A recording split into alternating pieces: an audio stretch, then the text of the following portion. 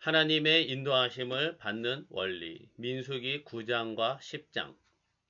하나님의 인도하심을 따라서 걸어가기를 원합니다. 오늘 성경 말씀 민수기 9장과 10장은 출애굽한 이스라엘이 광야에서 어떻게 나아가야 할지에 대한 말씀입니다. 광야는 낯선 땅이고 가보지 못한 길입니다. 이스라엘 백성들은 장정만 60만 명인 매우 큰 민족입니다. 자칫 잘못된 길로 들어선다면 큰 피해를 받게 될 것입니다. 그렇기에 이 광야에서 어떻게 나아가느냐는 민족 생존의 문제인 것입니다. 그래서 오늘 민수기 말씀에서 하나님은 어떻게 광야길을 나아갈지에 대해 말씀하십니다. 하나님의 인도하심을 받아서 광야길을 가라는 거죠. 하나님의 인도하심을 받아서 약속의 땅으로 들어가게 하시려는 겁니다. 하나님이 주신 약속이 바로 눈앞에 있지만 하나님의 인도하심을 받느냐의 여부에 따라서 약속이 이루어질 수도 있고 파멸이 될 수도 있습니다. 오늘날 우리 시대는 마치 출애굽하여 광야의 길을 가는 것과도 같습니다.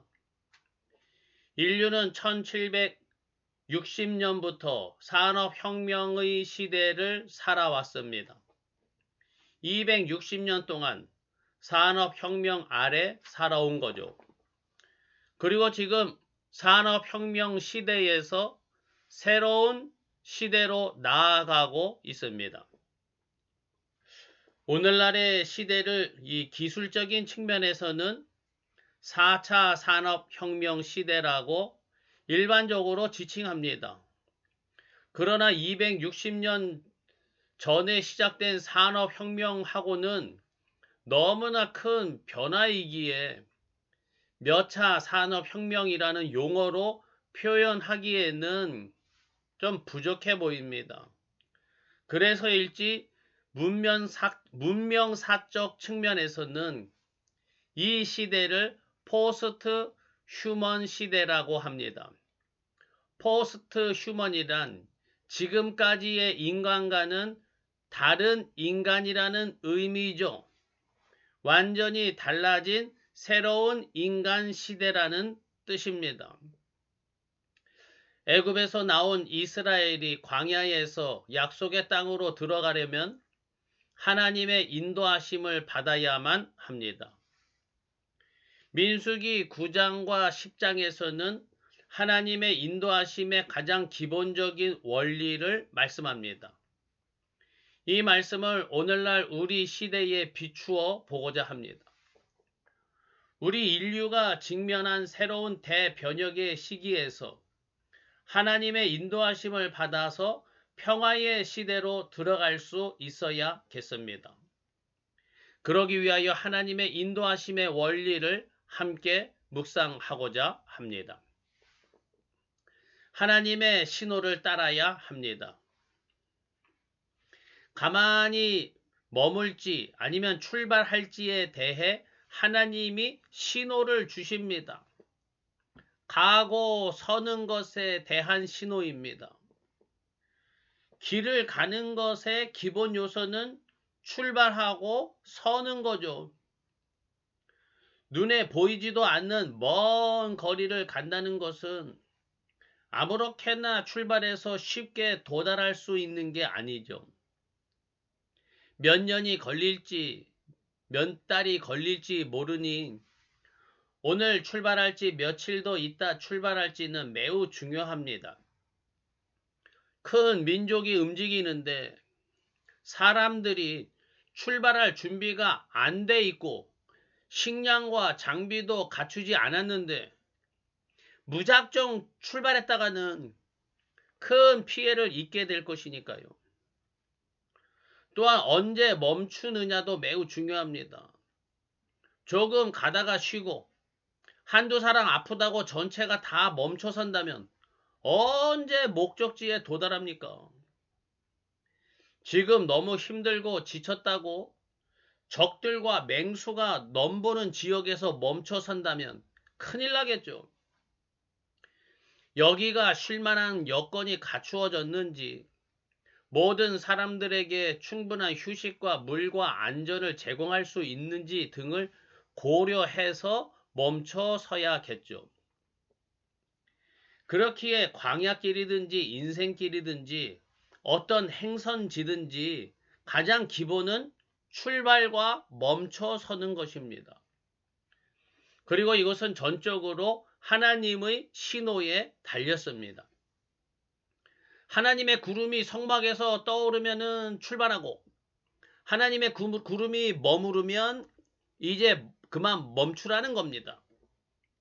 하나님은 신호를 주십니다. 출발하라, 멈춰라, 명령을 주십니다. 내 삶이나 어떤 공동체의 운명은 하나님의 신호를 따라 출발하고 멈추느냐에 달렸습니다. 하나님의 신호를 따라서 출발하고 멈추는 성도님들 되시기 바랍니다. 민수기 9장 23절에 하나님의 출발과 멈춤 신호를 따라서 이스라엘 백성들이 여호와의 직임을 지켰다고 합니다. 여호와의 직임을 지켰다. 직임을 지켰다고 다해서 이 직임과 지키다는 어원이 같습니다. 지키다, 파수하다, 준수하다는 의미입니다. 그러니까 여호와의 직임을 지켰다는 것은 하나님이 지키라고 하신 것을 잘 파수하고 지켰다는 것입니다. 이것이 바로 하나님이 출발하고 멈추라는 신호를 우리가 어떻게 알 수 있느냐에 대한 원리입니다. 무슨 일에 대하여 할지 말지, 출발할지 멈출지를 분별하려면 하나님을 잘 지켜보라는 겁니다. 하나님이 뭐라고 하시는지 파수꾼처럼 깨어서 잘 살펴보고 있으면 하나님의 신호를 알게 된다는 뜻이죠. 항상 하나님 앞에 깨어 있기를 바랍니다. 영적인 파수꾼이 되어야 합니다. 하나님을 향하여 항상 귀를 기울이고 잘 살펴서 하나님의 신호를 분별하는 성도님들 되시기를 바랍니다. 그리고 이제 출발할 때에 주의할 사항이 있습니다. 보통 이 사람들은 공동체로 살아갑니다. 개인의 삶은 직접 간접적으로 공동체와 연결되어 있죠. 그렇기 때문에 뭔가를 하려고 움직이기 시작할 때는 주변을 살피고 적절하게 출발하여야 합니다. 제가 결혼해서 자동차를 샀어요. 새 차를 받아서 지하 주차장에 놓았습니다. 저희 빌라가 경사진 시장길에 있습니다. 그리고 다음날 처음으로 차를 몰고 지하 주차장에서 나오는데요. 주차장에서 나오자마자 위에서 내려오는 차와 부딪혀서 범퍼가 떨어졌습니다. 새 차 처음 타고 출발하는데 이게 뭐냐고요? 내 차를 내가 내 맘대로 출발한다고 되는 게 아닙니다. 주변을 살피고 상대방의 차들이 어디에서 오는지 보고서 출발해야죠. 그렇지 않으면 출발부터 가로막혀 한 발짝도 나아갈 수가 없습니다. 이스라엘은 장정만 60만 명입니다. 그러니 하나님의 구름이 떠올랐다고 출발하자 하고서 모두가 일제히 출발하면 어떻게 됩니까? 큰일 납니다. 서로 부딪히고 짓밟히고 엉켜서 꼼짝달짝 못하게 될 것입니다. 그래서 하나님은 모세에게 큰 나팔 2개를 만들어서 어떻게 출발할지에 대해 통제하게 하셨습니다. 마구잡이로 출발하지 말고 순서에 따라서 나팔 소리를 듣고서 질서 있게 출발하라는 겁니다. 나팔 소리는 공동체가 주는 신호입니다. 구름이 떠오르는 신호는 하나님의 신호였다면 나팔 신호는 공동체를 통해서 주시는 신호입니다. 말하자면 교회 안에서 목회자를 통해서 주시는 나팔 신호입니다. 우리 교회 성도님들은 이렇게 하십시오. 이건 하지 마세요. 올해는 다 함께 이렇게 합시다. 이런 말들이 나팔 신호의 일종입니다. 분명하게 알아듣고 따르기가 쉽죠. 그런데 일상의 생활과 하는 일 속에서 나팔 신호를 분별하려면 너무나 어렵습니다. 이스라엘 민족은 출애굽하자마자 금송아지를 만들었어요. 그리고 가는 곳마다 불평하고 원망하다가 하나님의 심판을 받기도 했고요. 실제의 삶 속에서는 하나님의 뜻을 따라서 말하고 행동하지 못했죠. 각자가 스스로 알아서 잘못된 행동을 했을까요? 옆에 있는 사람들의 말과 행동을 따라해서 그렇습니다. 그냥 가까운 사람, 친한 사람, 마음에 드는 사람이 하는 말과 행동을 나팔 신호로 받아들이고 있는 거죠. 옆 사람이 이렇게 말하던데 그게 맞대. 나도 그렇게 해야지. 당장 하자. 그렇게 해서 금송아지를 만들고 번번이 불평하고 원망하다가 책망받기를 반복했습니다. 요즘에는 이 스마트폰을 많이 사용하다 보니까요. 알고리즘의 나팔 신호를 따라 움직이는 사람들이 많더라고요. 그 결과는 대립과 갈등만 커집니다. 무질서와 혼란이죠. 하나님의 신호를 따라서 나팔을 부는 게 아니라 저마다 자기 하고 싶은 대로 나팔을 불고 사람들을 선동하고 있거든요. 그리고 많은 사람들은 이 나팔 소리가 하나님의 뜻이라고 믿으면서 마구 달려나갑니다. 큰일입니다. 오늘 이 시간에 나팔 신호를 어떻게 분별할지에 대해서는 함께 묵상할 시간이 없습니다. 다만 주변 사람들의 말을 하나님의 뜻인 양 너무 쉽게 받아들이지 말아야 합니다. 아무리 바르고 맞는 말이라 할지라도 정말 하나님의 뜻을 따르는 나팔 신호인지 다시 한번 묵상해 보시기 바랍니다. 그리고요, 실제의 삶에서 뭔가 하려고 출발할 때는 충돌하고 사고 내지 않게 하여야 합니다. 뭐만 하려면 싸우고 다투는 사람들이 있어요.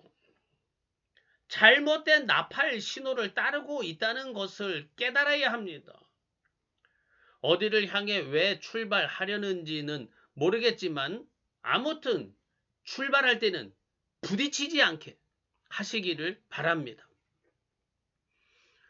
오늘 말씀에서 재밌는 건 호밥이라는 사람이 등장합니다. 호밥은 이 모세의 처남입니다. 모세는 애굽에서 40살까지 살다가 광야로 도망갔었죠. 그때 광야에서 결혼한 아내의 오라버니가 호밥입니다. 그리고 출애굽하여 다시 광야로 돌아온 모세가 처남인 호밥에게 제안을 합니다. 호밥은 광야의 길을 잘 알고 있으니 이스라엘 민족과 함께 갑시다.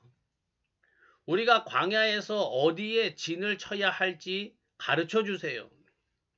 우리는 광야길을 잘 모르니 호밥, 당신이 우리의 눈이 되어 주세요. 이렇게 부탁하였습니다. 이 내용을 볼 때면은 이 모세의 신앙이 어떠한지 의심스럽죠. 하나님의 신호를 따라 믿음으로 가면 될 텐데 굳이 이방 사람인 호밥에게 눈이 되어 달라고 부탁하다니 하나님을 전적으로 신뢰하지 못하는 것만 같거든요. 그러나 성경은 이 이야기에 대하여 잘했다, 잘못했다, 평을 안 하고 있어요. 어느 정도 그렇게 하는 것을 묵인하고 계시는 것 같습니다. 모세는 왜 호밥에게 부탁을 했을까요? 하나님의 인도하심을 믿지 못해서일까요? 오히려 하나님의 인도하심을 따르기 위한 노력이라고 생각합니다. 하나님은 출발하라, 멈춰라를 지시합니다. 또한 나팔을 불어서 공동체가 안전하고 질서 있게 이동하도록 가르쳐 주셨습니다. 그런데 여기에서 문제가 있습니다. 출발해서 어디로 어떻게 갈지 구체적인 장소와 방법에 대한 인도하심을 받기가 어렵습니다. 멈추라 해도 당장 멈출지 이 근처에 머물기 좋은 장소를 좀 더 찾아봐야 할지도 모르겠거든요. 하나님의 출발과 멈춤의 지시를 구체적으로 실행하기 위해서는 그 지역에 대한 경험과 지식이 필요하였던 거죠. 그러니까 하나님의 인도하심을 보다 효율적으로 따르기 위해서 호밥의 경험과 지식을 사용하려는 것입니다. 호밥은 세상의 지식과 세상의 경험을 상징합니다. 하나님을 믿는다고 해서 세상의 지식과 경험이 전혀 필요 없다는 게 아닙니다. 성도들은 세상에 비치고 세상의 소금이 되어야 합니다. 세상에 살면서 세상의 빛을 발하여야 합니다. 그러기 위해서는 세상과 소통하고 세상의 지식과 경험을 활용해야 합니다. 올해 어디로 가려고 하고 있습니까? 하나님은 나에게 어디로 가라고 말씀하고 계신가요? 그렇다면 하나님이 지시하신 곳으로 가기 위한 경험과 지식을 참고하고 연구하시기 바랍니다. 무턱대고 믿습니다 하면서 무모하게 행하지 말아야 합니다. 하나님은 말씀하십니다. 뱀같이 지혜로워라. 하나님의 인도하심을 바르게 따라가기 위해서 세상의 지식과 경험도 활용하는 지혜로운 성도님들 되시기를 바랍니다. 하나님의 인도하심을 받는 원리. 오늘 민수기 9장과 10장은 광야를 걷는 이스라엘이 어떻게 하나님의 인도하심을 따라가야 하는지를 보여줍니다. 광야는 낯설고 위험한 길이기에 출발과 멈춤은 민족의 생존이 달린 문제였습니다. 하나님은 구름으로 출발과 멈춤의 신호를 주셨고 나팔로 공동체가 질서 있게 움직이도록 하셨습니다. 이는 오늘 우리의 삶에도 그대로 적용됩니다. 무엇을 할지, 언제 시작하고 언제 멈출지는 하나님의 신호를 분별하는 데 달렸습니다. 그래서 우리는 하나님 앞에 깨어 영적인 파수꾼으로 살아가야 합니다. 동시에 하나님은 호밥을 통해 세상의 경험과 지식을 사용하십니다. 믿음은 무모함이 아니라 지혜입니다. 하나님의 인도하심을 신뢰하되 공동체의 질서와 세상의 지혜를 함께 활용하여 충돌 없이 나아가야 합니다. 새로운 변혁의 시대를 살아가는 오늘, 하나님의 신호를 따라 평화의 길로 나아가는 성도님들 되시기를 간절히 축원합니다. 아멘.